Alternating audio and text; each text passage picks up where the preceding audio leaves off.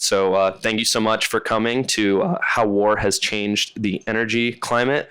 So joined here by Neil Chatterjee and Drew Bond, and we're just going to dive into it. So I guess we'll start with Drew. How has the war in Ukraine and its consequences changed your thinking on energy systems and policy? So Drew Bond, President, CEO, co-founder of C3 Solutions, which stands for the Conservative Coalition for Climate Solutions. And we were founded about 2 years ago, intentionally to get conservatives on offense on the issue of climate. And I'll use conservatives broadly to include anybody sort of center-right. I was chief of staff at the Heritage Foundation, so I tend to think of conservative being that sort of brand, but certainly focused on expanding coalitions as much as possible. I think, Grant, to your question, the war in Ukraine hasn't changed my thinking much at all, but hopefully the war in Ukraine has changed a lot of other people's thinking about the importance of energy security and the role that renewables play in the energy mix. And also, things like natural gas and nuclear and coal, for that matter. And a little bit of more context is, C3 Solutions, we are for all of the above in terms of energy solutions. Like, I like nuclear, I like renewables, I like natural gas, I like diversity of energy resources. I want to see an abundant landscape when it comes to energy resources that's also affordable and energy secure. And I think hopefully one of the lessons learned from what is happening tragically in Ukraine right now with Germany and the European policy is that, Germany went all in on renewables and shut down its coal-fired power plants, right? Like got off of nuclear, got onto, natural gas from Russia, and said, it's not an energy security problem. Everything's going to be fine, right? And everything is not fine. And so I just think, hopefully one of the lessons learned from that is that's a terrible strategy to be completely reliant on any one entity or any one form of energy or any one country for our energy. I think diversity of supply is critical.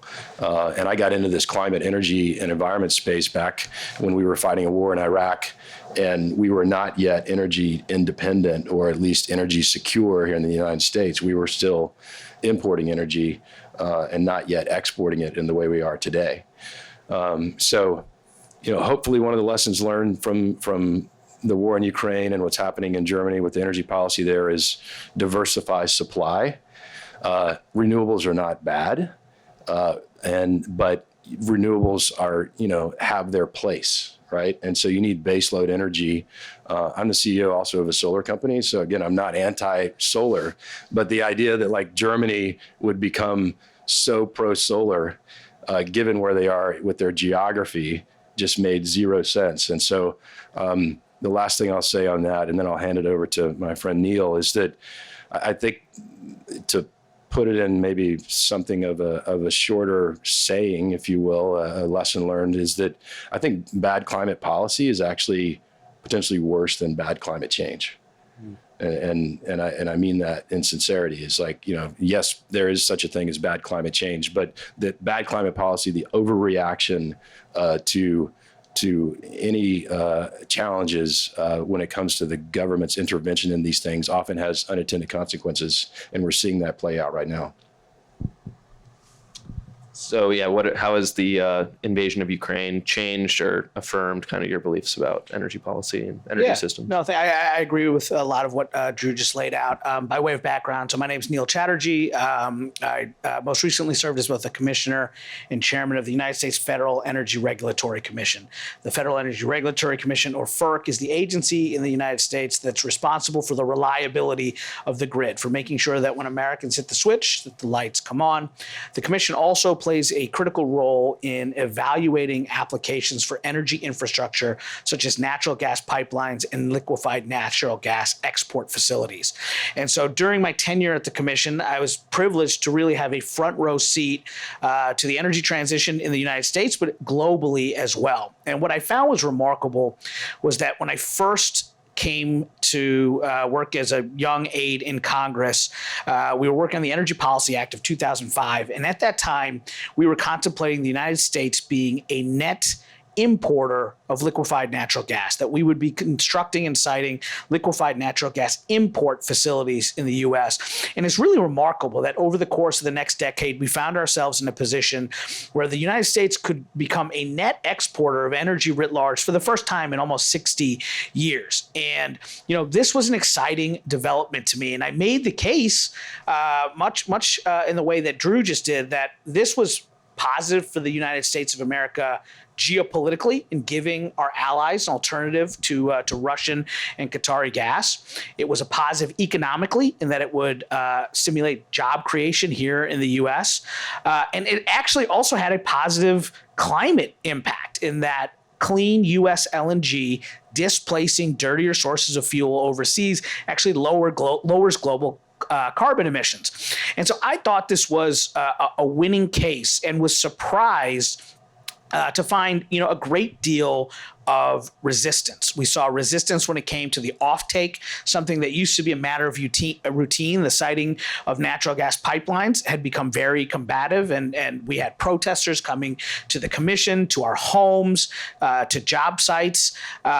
We saw every single certificate application for a natural gas pipeline or an LNG export facility challenged in the courts. And we saw a real turn against what I thought was an incredible opportunity for the U.S.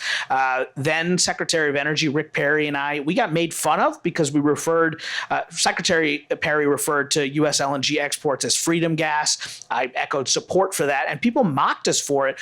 But the sentiment that Secretary Perry was trying to make in his folksy Texas way was that this was a real opportunity for the United States to engage geopolitically and use energy to do so. And I was particularly frustrated that in the waning years of the last administration, at the start of the Biden administration, there seemed to be a real hard turn away from gas and gas exports. You're seeing a number of the facilities that we approved during my tenure at the commission struggling to move forward and go to FID because investment is lagging, because there's a lack of clarity in the regulatory structure here in the U.S. People don't want to make the giant CapEx investments in these facilities without some assurance that the government isn't going to come in and put up regulatory obstacles that prevent these facilities from moving forward. We saw my former colleagues at FERC propose dramatic changes to the manner in which FERC evaluates applications for natural gas pipelines that, again, had a stifling impact on applications and investment. And what I really found was that in the country's zeal to decarbonize, we took our eyes off of not just energy reliability, but energy security as well. And that's where I really think the war in Ukraine did at least temporarily upend the energy policy landscape in the U.S. We saw almost overnight a turn back towards appreciating the energy security, prosperity, and environmental benefit that can come from U.S. gas. And when you look at the circumstances in Ukraine, it really was an energy-driven invasion. Putin gets his economic strength from oil, but his political dominance over Western Europe in particular comes from the fact that Europe is wholly dependent on Russian gas. And Drew made a great point about diversity of supply. I think that there were a series of decisions made particularly by Germany and by Angela Merkel that really enabled Putin to take the steps that he did. So Germany moved away from coal-fired generation in an effort to meet their aggressive carbon mitigation goals. But post the Fukushima nuclear disaster in Japan, they also moved away from nuclear power. And in doing so, they made themselves completely beholden to Putin. And I think Putin was banking on the fact that Western Europe writ large and Germany in particular would ultimately cave. And look, we're seeing signs of that. It is politically very challenging for policymakers in Europe to continue to ask for tremendous suffering from their people in terms of high cost. But now heading into the winter, possible concerns about security and reliability. If Putin shuts off the gas, whether this year, next year, and they don't have available supplies and they have a really cold winter, like people will die. And so it's a very dramatic situation.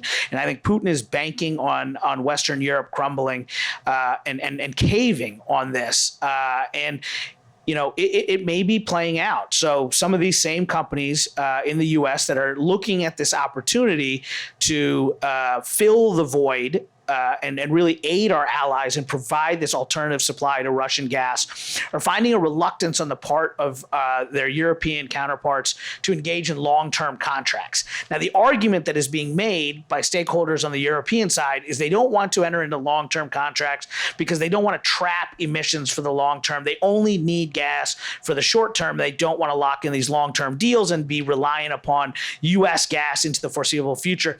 I just don't buy that. There are ways that you can structure contracts to make that work and deal with, if they wanted to prematurely turn away from the gas. And, that's a matter of math and contractual negotiations. I think the real reason they're hiding behind their environmental objectives, but I think it is that they are banking on ultimately going back to Russian gas because it is so inexpensive and so easily accessible. And they recognize that. And to me, the lesson that needs to be learned here is that we should never put ourselves in that same situation. And I, like Drew, big supporter of clean energy. I think there's a real economic case to be made for clean energy. I think that, the opportunity is there, but what I don't want to do is find ourselves in a situation where we find ourselves in a compromised position when it comes to energy security because we move away from available and abundant domestic supplies of energy towards a cleaner energy transition. But if the supply chain is, if we're suddenly dependent on adversarial countries for the underlying supply chain to feed the clean energy transition, then we will find ourselves in the same situation as our European allies right now with, comprised energy security. And so I'm really hopeful that that is one of the things that comes out of this tragedy in the Ukraine, that Americans wake up to the importance of energy security. But I can tell you, I'm not convinced. You are seeing people now say, well, what this shows is we need to get off fossil fuels, period, and we need to accelerate the transition to clean energy. And look, I don't want to use reliability and energy security to slow the energy transition in any way.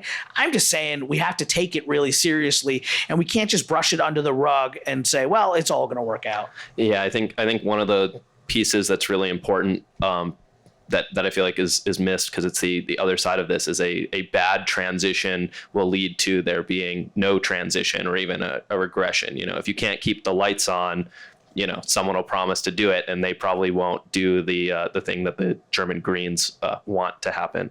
So people don't think about the consequences. What would it mean if there were these reliability issues, if that, which hopefully are mitigated. I just want to underscore that point and what Neil said. I mean, I think, look, before the natural gas fracking revolution, because of energy innovation, right, we went from being an energy importer to being an energy exporter. We were relying on the Middle East for our oil. We're no longer relying on the Middle East for our oil. However, if we go as fast as what some want to with renewables, we will become reliant on China for our minerals and mining and processing. And to the extent that, renewables play a role in our energy mix, we already are, right? And again, I'm a CEO of a solar company. I'm not anti-solar, but like this idea that we want to go forward faster on all things solar without regard for the fact that right now, all the minerals and the way we mine them and process them, it's like 80 to 90%, depending on how you count, is done in China. And so I just think like that is insanity. Like that's not an energy secure way that you want to transition to a future. And could both of you, kind of from your distinct perspectives and roles that you've held, share a little bit about how this kind of supply chain analysis is done? How are you thinking about these concerns? How do they actually impact your business or impact policy? What does that What does that kind of look like? Yeah, I mean, I think from a supply chain perspective, we've seen a number of bills come through Congress recently. A lot of money has been spent to try and get at these issues. Frankly, some of them, the Inflation Reduction Act, there's a lot of industrial policy in there where the U.S. through Congress has decided that we need to be sort of back in the driver's seat when it comes to minerals and mining. And so as a free market loving person, I can argue why that's not necessarily a great thing. And yet I also get the argument of we need to get off of, the minerals and mining that's happening in China. And so we need to address these supply chains. And I think the way you address it is not by saying, well, you can't, by dictating that, we can no longer purchase minerals from China and we have to manufacture them here in the U.S. It's actually gets to this broader issue of permitting reform, right? Is like if people complain that nuclear energy is so expensive, well, why is it expensive? It's not actually the technology as much as it is the permitting.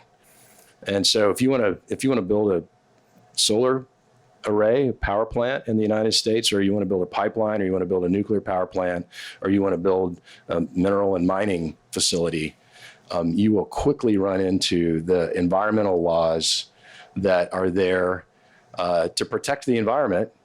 And they've basically been there through, since I think about 50 years, this National Environmental Policy Act, or NEPA. It was instituted to protect the environment. Well, if the climate alarmists, if you take them at their word and say, okay, well, climate's changing at such a rapid rate that we need to do everything we can to fix this problem now.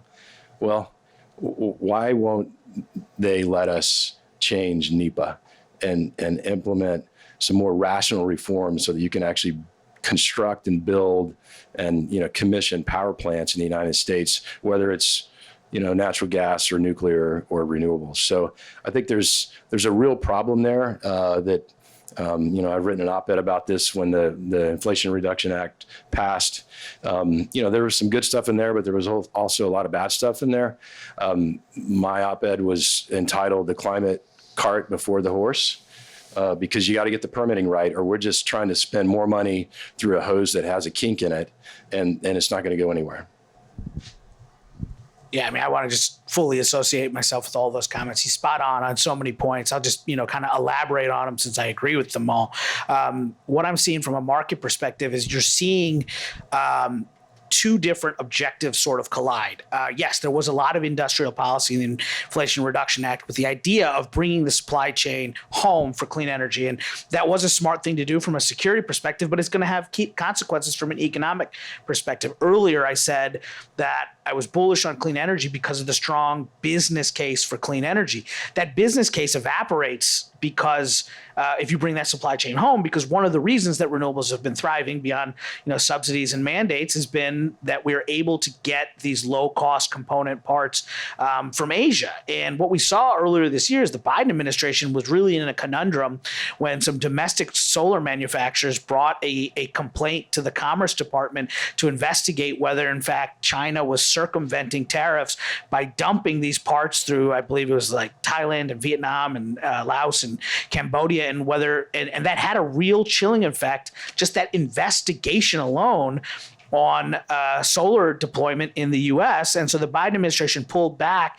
and suspended that investigation because they're totally caught between multiple objectives. There's their climate objective, which they felt was being hindered by this investigation. But then the counter to that is you're benefiting from forced slave Uyghur labor and and the human rights issues that brings. And so we're going to have to make some tough choices in this country. And if we're going to bring the supply chain home, that's going to mean in the interim, the cost of renewables is going to go up and we're going to need alternative supplies. And that's why it would be incredibly reckless to shut down the infrastructure that we have in place or prevent future infrastructure from being built to avail ourselves of the abundant supply of affordable natural gas that we have in this country. And so again, these are serious, complicated decisions that I wish we would allow engineers to make and not politicians, because we're making political decisions without recognizing,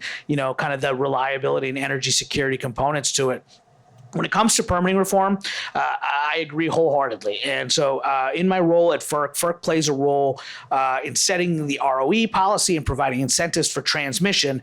The $369 billion invested in the Inflation Reduction Act, I have seen studies that said almost 80% of the proposed carbon emissions reductions that are projected to emanate from the IRA would not be realized if we don't triple the pace at which we are building transmission lines in this country. Because the reality is we've got to get clean power from where it's located in rather remote locations to where the demand for that power is. And that's going to require a lot of build out of high voltage, long distance transmission lines. And what is interesting now, what I'm finding, to Drew's point about how hard it is to build anything in this country, is I think the historical opponents of energy infrastructure have blocked those projects from moving forward because they were largely fossil fuel projects that they objected to. Those historical opponents of fossil fuel infrastructure are now the proponents of building out transmission to get clean energy to market. But I was screaming this from the mountaintops during my waning days at FERC that you could not tie pipeline infrastructure up in bureaucratic red tape on the Natural Gas Act side and not expect those same obstacles to come in play when you're trying to build out transmission on the Federal Power Act side. And I think there needs to be this recognition that we've got to make it easier to build things in this country. And you're seeing a reluctance to do that because now these same proponents of clean energy who would love to see some permitting streamlined to benefit transmission build out and siting, they don't want to do it for pipelines because they worry that it'll prolong, the use of natural gas in this country. And again, this is a complicated dynamic. To me, it's a no-brainer to make some significant changes to the manner in which we permit things in this country, to bring down the cost, to make it easier to build things.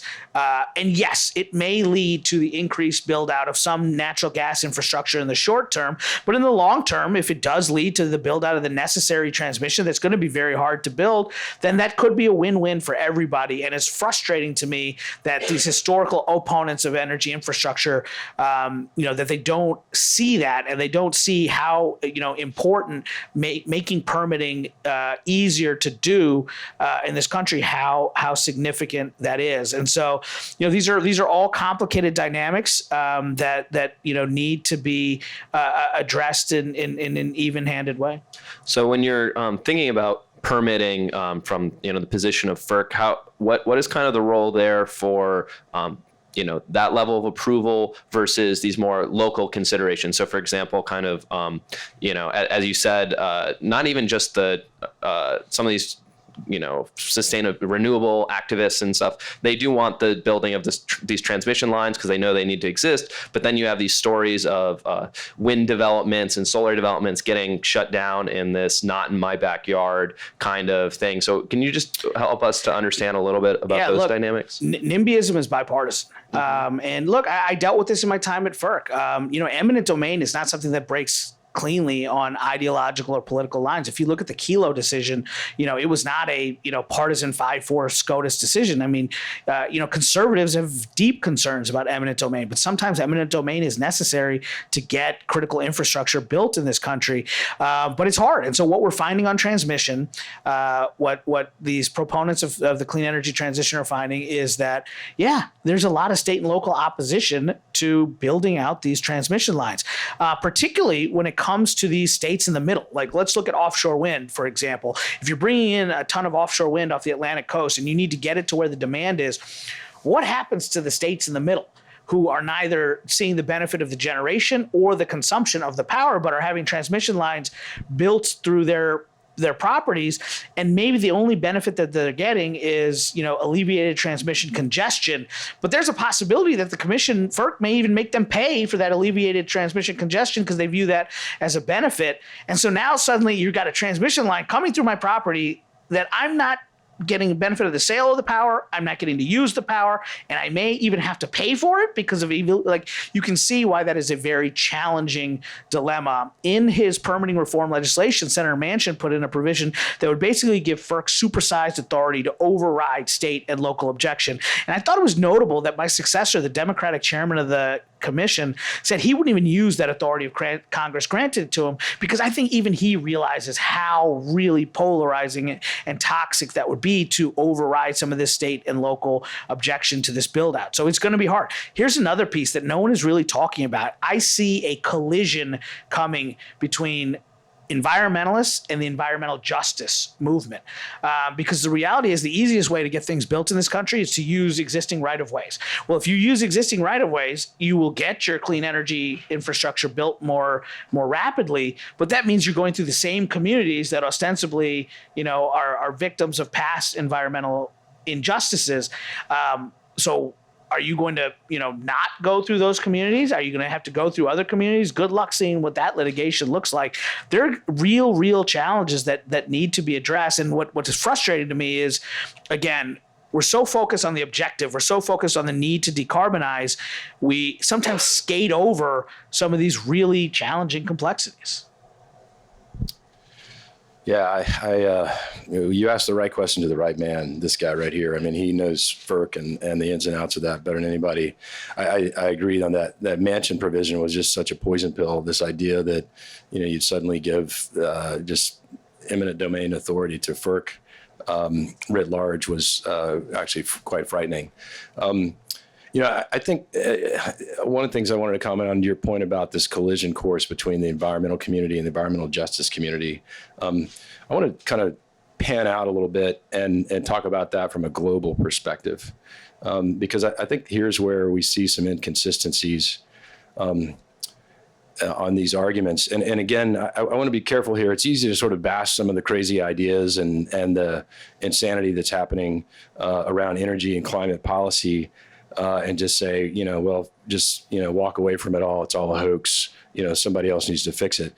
That's not at all what I'm advocating for. We're very much focused on solutions, and we have solutions in our name for that reason.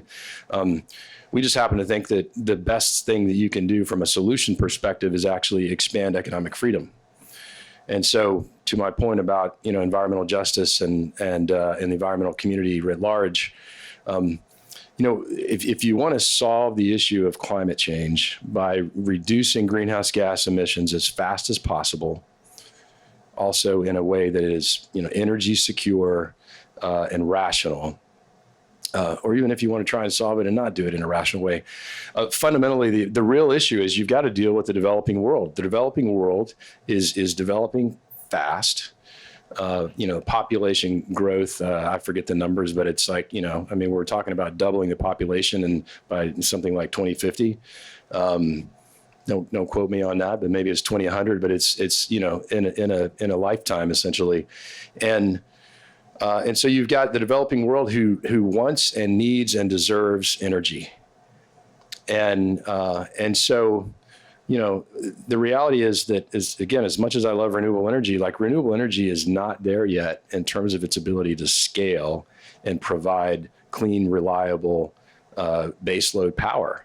And so, what you're seeing happening is you're seeing, countries in Africa and in Asia, right, developing using coal-fired power plants, using natural gas, using all the things the environmental community wants to keep in the ground. And so, this idea that we can go completely 100% renewable in the United States and therefore check the box and solve the climate challenge is just wrong. Greenhouse gases are global.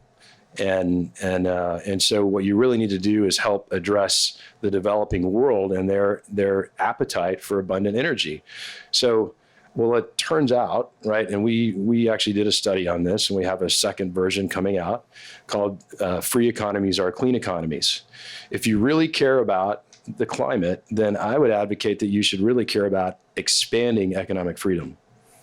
Because The data is actually very clear when you track the data over decades and even longer. But what we've done is we've taken two indices, one from the Heritage Foundation, which is their Index of Economic Freedom.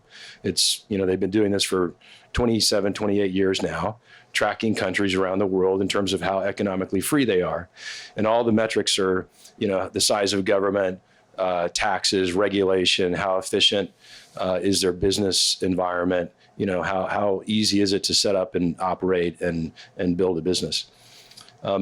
So we took that Index of Economic Freedom from the Heritage Foundation and overlaid it with data from Yale University's Environmental Performance Index. And you can pick your different indices. Cato has a Fraser Index, there's a Prosperity Index, there's other environmental indices.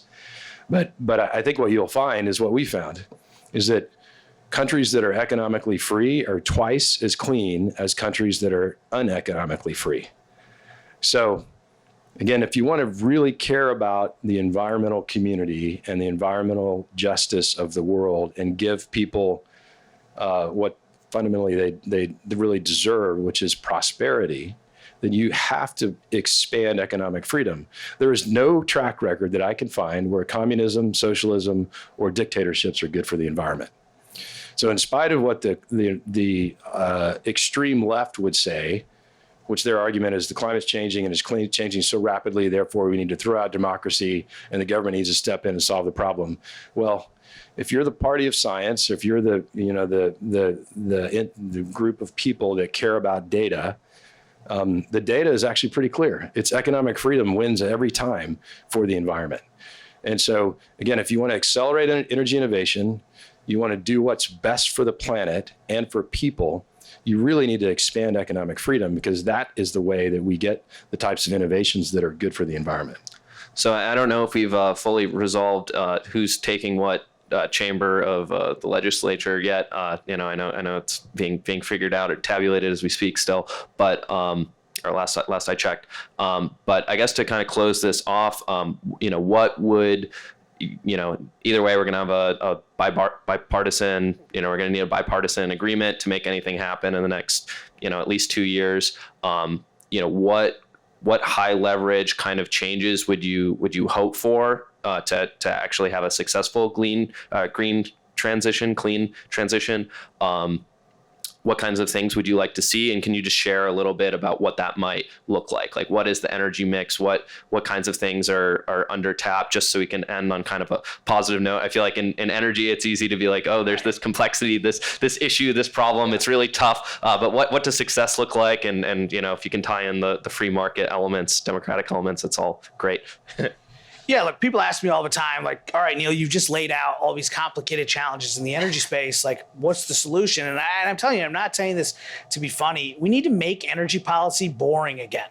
When energy policy is boring and you let the engineers and the lawyers sort it out, you can kind of get constructive outcomes. What unfortunately has happened is energy policy has gotten politicized, like everything else in Washington. It used to be, and it wasn't always the case. When I first came to Washington, you had a case where the Senate Energy Committee was chaired and the ranking member were both from New Mexico, Domenici and Bingaman. And the Senate majority switched back and forth several times in the early 2000s, but the agenda of the committee never changed because they were voting their feet and they were voting what was above us. And they were voting New Mexico and not, any kind of political interest. And energy has sadly become really politicized. And I think it's hard to put the genie back in the bottle, but we have to try. One of the things that I really encourage folks, and most people listen in the aftermath of the passage of the Inflation Reduction Act, I was genuinely worried that Democrats and clean energy groups and environmental groups would spike the football. Because what frustrated me about it is if you actually look at the core energy provisions that were in the Inflation Reduction Act, that could have been the bipartisan energy bill of 2021. I say 2021 because it's impossible to do these things in an election year. But if you look at the core components, tax credits, permitting reform, offshore leasing, that's a bipartisan energy bill. And it's frustrating to me that it was done via reconciliation, which is an inherently partisan tactic to circumvent the minority party in the Senate. But there's some decent policy in there. And I think with Republican control of at least the House, I think that you'll see some oversight when it comes to the implementation. But what I've been trying to stress is it's going to take bipartisan cooperation. Like, you're going to need Republicans. Republicans are going to be in charge somewhere in this country the next 50 years, at the White House, in Congress, governorships, state legislatures. There is the possibility that the Inflation Reduction Act could lead to what someone cleverly described to me. I can't take credit for it. Red supply supplying blue demand. That could be really great if that materializes. But the only way that materializes is if you get cooperation from Republican governors and if you get cooperation from Republican legislatures. And I, for one, believe, and I don't want to put words in Drew's mouth, but I would guess he agrees with me, that this notion that if you're for clean energy or the political left, and if you're fossil fuels or you're of the political right, is really kind of antiquated and outdated. And I think if the business case for clean energy continues to grow, we get a breakthrough in storage, and suddenly co-location of storage and renewables addresses some of the intermittency concerns with renewables. That could be exciting, but until we're there, we've got to focus on some of this other stuff. So what I'm hopeful, and I'm hopeful the Senate majority flips as well, because I think personnel is policy. I think the worst thing that happened to the Biden administration was the Georgia runoffs in 2020, because it then gave them total control of Washington with no margin for error. I think if Republicans had been in the majority the last 2 years, not only would you have more moderated policy, which would have been more palatable to the American people and probably help curb inflation, you would have had more moderate individuals in the various agencies who are pursuing policies via the administrative state. And so I think to the extent if Republicans can use the confirmation process to bring more moderation to government the next couple of years, look, is anything big and huge and significant going to get legislatively done the next 2 years and divide a government? No. I think that's a good thing. Let's have people on the key committees, work to find wonky, technical, bipartisan solutions. And I'm actually kind of optimistic that could happen. I'll let you close us out, Drew. You got about 4 minutes, 2 minutes. All right, 2 minutes. Well, I'll just say I'll buy the T-shirt of "Make Energy Policy Boring Again." We should wear it. I would agree. I mean, I think because of the issue of climate change and the risk associated with that, which I think are real, there's obviously a big camp, and what you're hearing in the whole narrative that's been in this space for so long has been dominated by the alarmists, and so it's become a religion. And I would just say, energy is not a religion. It's a technology. It's an electron. It's a liquid, right? These are technology challenges best solved. I totally agree, by engineers, not by politicians. And I'll go back to my point earlier that, again, bad climate policy is potentially more dangerous than bad climate change. So I hope what we'll see over the next couple of years is a real genuine desire on the part of both parties to fix these challenges around permitting so that we can build more energy in the United States and build all types of energy in the United States. And we ought to be not only energy dominant in terms of the energy resources that we have, but energy dominant in terms of the energy technologies that we have, and be able to export both of those around the world together with democracy, with free market economic freedom principles as the world develops. We need the T-shirt I want. Bad climate policy is worse than bad climate change. We need to approve the reactors, and we need to build them. That's where I'll end it. Thank you so much, everyone, for coming, and have a great rest of your time. Thank you, and thank you to both of you